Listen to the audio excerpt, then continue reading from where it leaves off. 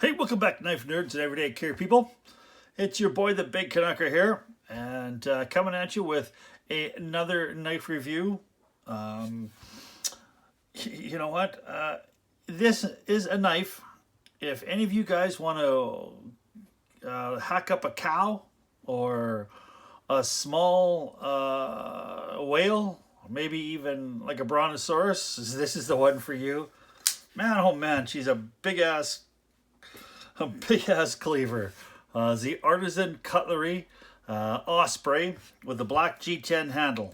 And man, there's a lot of cleaver here.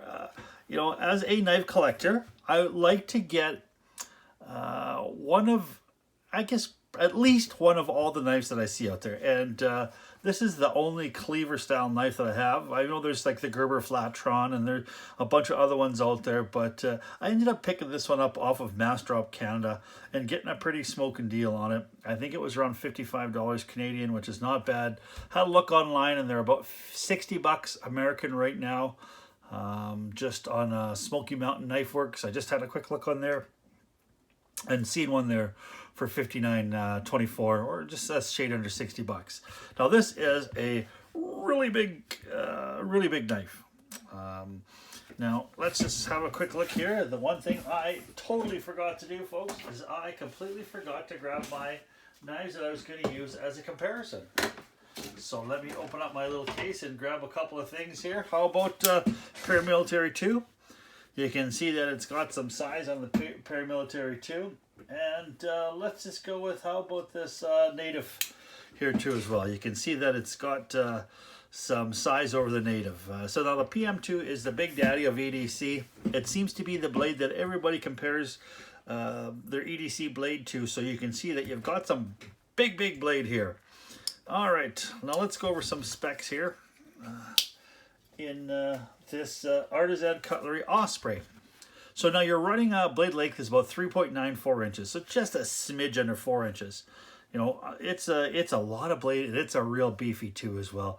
Now they say it's a flat grind, but it is a flat grind. It's not a hollow grind, but it's like a high flat grind, maybe even a saber grind too as well. Like, you know, this grind is flat up until you got this ledge here.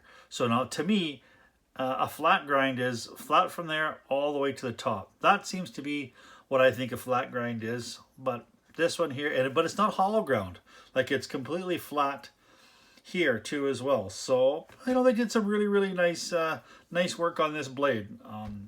It is they say they've got a stonewash kind of satin finish. It's really quite a nice well together put together knife. Now, of course, it's a plate edge. It is a liner lock too as well. And you've got some nice kind of radius G10 too as well. So you can see that it is, got some nice colors. Of course, it's got like kind of a deep carry clip, not, a little bit of the edge sticking out with your lanyard hole.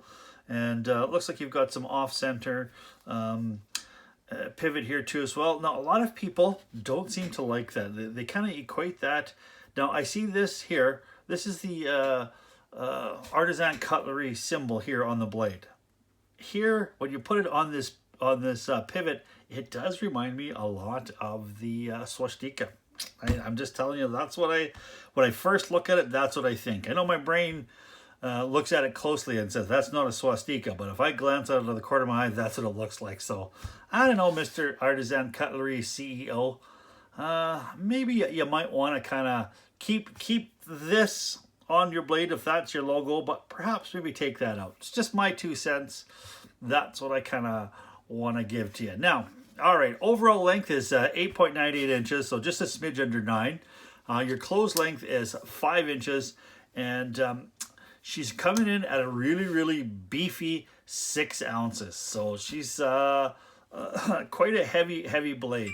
Now, it's running on some bearings too as well, so it is extremely smooth, and it does flip out quite nicely. I mean, for such a big, heavy blade, it does flip out all right. There's some blades out there that really rock it out. This one here flips out confidently, but it's got so much mass in this blade, it doesn't really rock it out.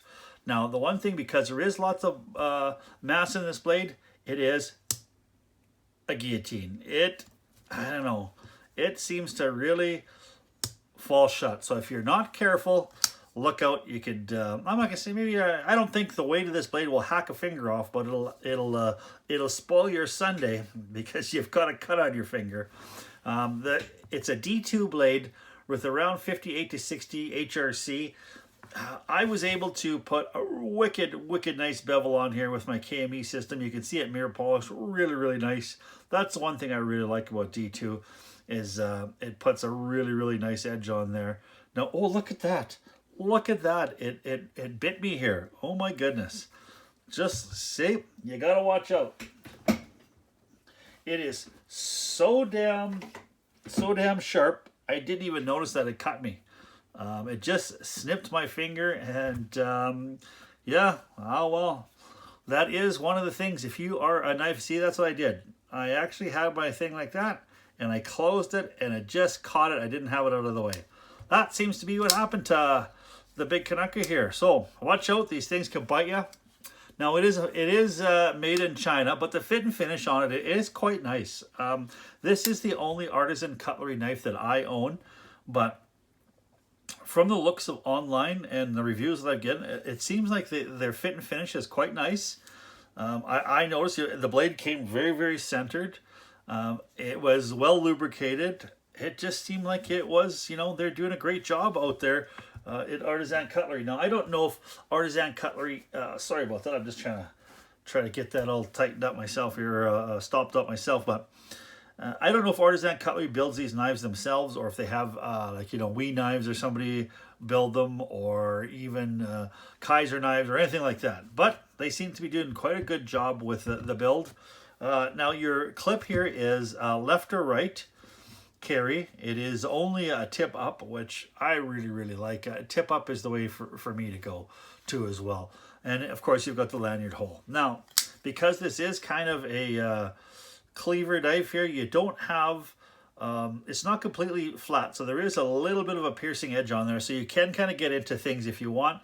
I know that I've used this to, you know, to break down some cardboard boxes, and I just want to kind of stab into a cardboard box, and there is some resistance, but the way the point is designed here, it does have some piercing capability, so, you know, it's not that bad. So now, do I carry this knife? I have carried it occasionally, and it is all right, but I would like to carry it in a pair of jeans with a belt. It's not something that you want to sweatpants carry, because at 6 ounce, you'll give you a little bit of saggy pants.